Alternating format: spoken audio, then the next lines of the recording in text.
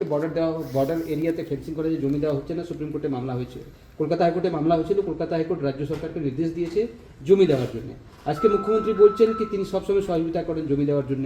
তিনি বলছেন কি বিএসএফ যে নিয়মটা চেঞ্জ করা হলো, 50 কিলোমিটার অব্দি বিএসএফ এর আওতায় আনা হলো বর্ডার থেকে, সেটাকে চেঞ্জ করে দেওয়া হোক, 15 কিলোমিটার যেটা সেটা থাকুক। তিনি জমি অ্যাকোয়ার করে দেবেন, তিনি বর্ডার ফেন্সিংও করে দেবেন যদি বিএসএফ না করতে পারে।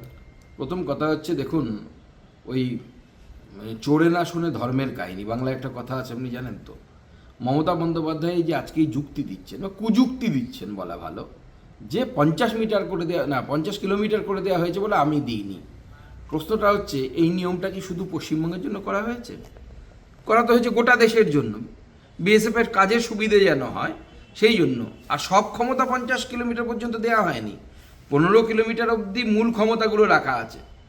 50 কিলোমিটার পর্যন্ত যে নাগরিকত্ব নিয়ে যদি কোনো চ্যালেঞ্জ হয় সেই বিষয়ে ক্ষমতা দেওয়া হয়েছে, সব ক্ষমতা বিএসএফকে দেওয়া হয়নি। এবার প্রশ্ন হচ্ছে, দেশের অন্যান্য রাজ্যের কোনো অসুবিধে হচ্ছে না, কোনো মুখ্যমন্ত্রীর কোনো অসুবিধা হচ্ছে না, মমতা বন্দ্যোপাধ্যায়ের অসুবিধা কেন? আপনি কি কমপ্লেন গার্ড নাকি? আপনার জন্য স্পেশাল প্রভিশন করতে হবে। বললেন এই ইডি প্রসঙ্গটা, ইডি তো ইতিমধ্যে সুপ্রিম কোর্টে দ্বারস্থ হয়েছিল, আজকে হিয়ারিং হয়নি, যেহেতু 1 সপ্তাহ সময় চেয়েছেন সলিসিটর জেনারেল, তাদের অ্যাফিডেভিটগুলো দিতে হয়েছে। মুখ্যমন্ত্রী আজকেও বলছেন কি তার ডেটা চুরি করার জন্য বিজেপি এজেন্সিগুলোকে মিসইউজ করছে, এবং তার ডেটা চুরি করতে গেছিল সেখানে তিনি প্রতিবাদ করেছেন, এবং তিনি উদাহরণ দিচ্ছেন কি চোরের মায়ের বড় গলা, যখন ইডি তাকে বলছে তিনি চুরি করেছেন, খুব সম্ভবত সেটাকে ইঙ্গিত করে তিনি বলছেন। দেখুন, ইডি কোর্টে বা সুপ্রিম কোর্টে বেশ কয়েকটি ধারায় তার বিরুদ্ধে এফআইআর করতে আবেদন করেছে, যতদূর আমি জানতে পেরেছি মিডিয়ার মাধ্যমে। কোনো চোর তো নিজেকে স্বীকার করে না যে আমি চুরি করতে গেছিলাম।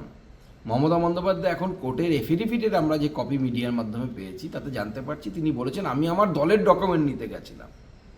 অথচ তিনি বেরিয়ে এসে কি বলেছিলেন তার তো ভিজুয়াল প্রমাণ আছে, অর্থাৎ ভিডিও আছে, তার মিডিয়ার কাছেও আছে, আমাদের কাছেও আছে, সবার কাছে আছে, কোর্টের সামনেও সেটা চলে যাবে। শুধু তাই নয়, যদি মমতা বন্দ্যোপাধ্যায়ের পুলিশ, ইডির মতো এজেন্সি তো ছেড়েই দিন, মমতা বন্দ্যোপাধ্যায়ের পুলিশ যদি কোথাও রেড করতে যায়, সেই এলাকাতে যে রেস্ট্রিক্টেড এরিয়া, সেই এলাকাতে কি যে কেউ ঢুকে যেতে পারে?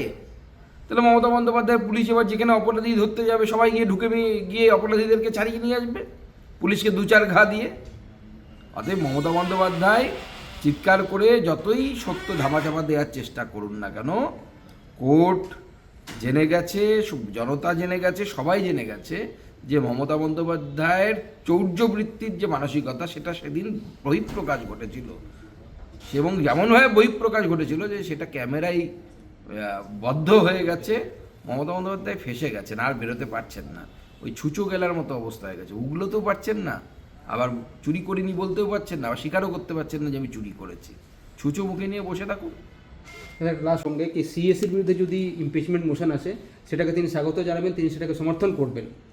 দেখুন, প্রথম কথা হচ্ছে ইমপিচমেন্ট মোশন যে কেউ আনতে পারে। প্রশ্নটা হচ্ছে ইমপিচমেন্ট করার জন্য কি আপনার কাছে নাম্বার আছে, সংখ্যা আছে কি, দম আছে কি? দম তো নেই, দেশের মানুষ তো আপনাকে বাছেননি।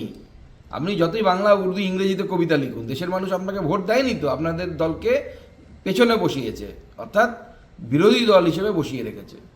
তো আপনারা আনবেন, আবার নন্দলাল হয়ে ফিরে যাবেন, দুগালে থাপ্পড় খেয়ে লাল হয়ে। দাদা, এসআইআর যারা আক্রান্ত পরিবার তাদেরকে নিয়ে দিল্লি এসেছেন মুখ্যমন্ত্রী, আজকে তাদেরকে নিয়ে সাংবাদিক বৈঠক করলেন তিনি বলছেন কি পুরো যত ভোট কাটা হচ্ছে সেটা টিএমসিরই ভোট কাটা হচ্ছে এসআইআরে, এবং দিল্লির জমিদাররা এসে সেখানে সরকার করতে চাইছে, ভোটাধিকার কেটে নিতে চাইছে। তিনি এটা বলছেন এটা পুরোপুরি আপনার ইশারায় কাজ করছে, আপনাদের ইশারায় কাজ করছে ইলেকশন কমিশন, কথা বলছেন মমতা বন্দ্যোপাধ্যায়। দেখেন, মমতা বন্দ্যোপাধ্যায় দিল্লিতে বেশ কয়েকদিন ধরে এসে ড্রামা করছেন, নাটক করছেন। উদ্দেশ্যটা এসআইআর নাকি সুপ্রিম কোর্টে কেস ভুন্ডুল করা সেটা বোঝা যাচ্ছে না এখনো পর্যন্ত। তবে এটুকু বলতে পারি, এসআইআর শুরু হওয়ার পর থেকে মমতা বন্দ্যোপাধ্যায় যে ডাহা মিথ্যে কথা বলেছেন এবং কাঁচা মিথ্যে কথা বলেছেন, এরকম আমি 4-5টা স্টেটমেন্ট আপনাদের সামনে, মমতা বন্দ্যোপাধ্যায়েরই স্টেটমেন্ট, আমরা বা বিজেপি, আমরা সবাই আপনাদের সামনে তুলে ধরতে পারবো।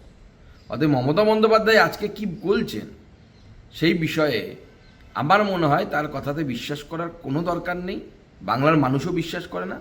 আর জমিদারি একে বলে নাকি? জমিদারি তো দেখতে হবে আপনাকে হরিশ চ্যাটার্জি স্ট্রিটে কালীঘাটে যেতে হবে, 35টা প্লটের মালিক, সমাজসেবা করে কোটি কোটি টাকার সম্পত্তির মালিক, নিজেরাই বলছে আমরা সমাজসেবা করে সোশ্যাল ওয়ার্ক করে কোটি টাকার মালিক হয়েছি, এটাকে বলে জমিদারি।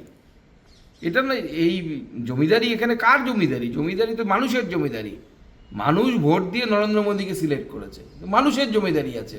আর ওখানে ছাপ্পার জমিদারি বাংলাদেশি অনুপ্রবেশকারীদের জমিদারি মমতা বন্দ্যোপাধ্যায় চালানোর চেষ্টা করছেন, আর ব্যানার্জি পরিবারের জমিদারি।